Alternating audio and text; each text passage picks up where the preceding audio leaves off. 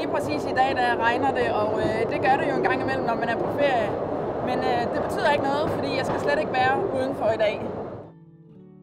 Jeg skal nemlig besøge Sloveniens ubetinget største attraktion, den 3 millioner år gamle Postojna-grotte, der er den mest besøgte af landets over 11.500 kendte grotter.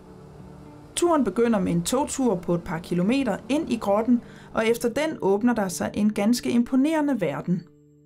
På en guided rundtur på cirka 1,5 time ser man 5 kilometer af de cirka 24 kilometer, der er kendt i grotten i dag. Det højeste punkt i grotten er knap 600 meter over havets overflade. It's a unique natural art gallery. You know, there is no other in the world. This is definitely tourist attraction number one, not only in Slovenia, but in the world. It is really astonishing when you see what the mother nature can create. Grotten er et imponerende kalkstensrigt landskab, hvor man hele tiden kan se former og figurer. Kun ens egen fantasi sætter grænser, men hvordan er alt dette dog blevet til? Well, this cave was actually excavated by a river, the Piuka River. So we can divide Postojna caves in two parts. Active part of Postojna caves, some 60 meters deeper underneath our feet, there are some flooded galleries. So Piuka River streams through these galleries, excavating new and new waterways. They're not visible, not accessible at this moment. And now we are standing actually in walking through the dry part of the Postojna caves. Da jeg sad her i morges i autocamperen og skulle forberede mig på at skulle have ind i grotten, der sad jeg med brochuren, og der stod, at det ville være koldt, og man skulle huske varmt tøj. Så jeg har praktisk talt taget lige så meget tøj på, som hvis jeg skulle ud og stå på ski. Jeg har hue og handsker og halsterklæde nede i rygsækken, men har overhovedet ikke koldt. Der er de her cirka 9 grader, meget konstant temperatur året rundt, men der er jo ikke en vind, der rører sig herinde, så har faktisk meget, meget mildt. Så der er i hvert fald ikke koldt herinde i grotten, men til gengæld så er her simpelthen ubeskriveligt smukt. Det er lige før jeg vil sige, at jeg aldrig har set noget lignende, fordi uanset hvor man kigger hen, ja, så det er simpelthen bare at slippe fantasien løs, og så kigge på alle de her formationer. Jeg er helt sikker på, at det her det er også et sted, hvor børnene de vil elske at komme ind, for de vil kunne få mange sjove ting ud af alle de her forskellige former.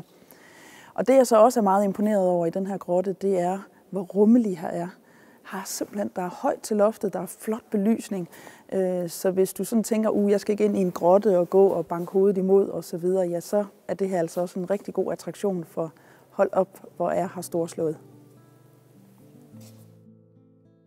Grotterne i området har været brugt til meget, og det bringer mig videre til næste attraktion, verdens største grotteborg, Predjama.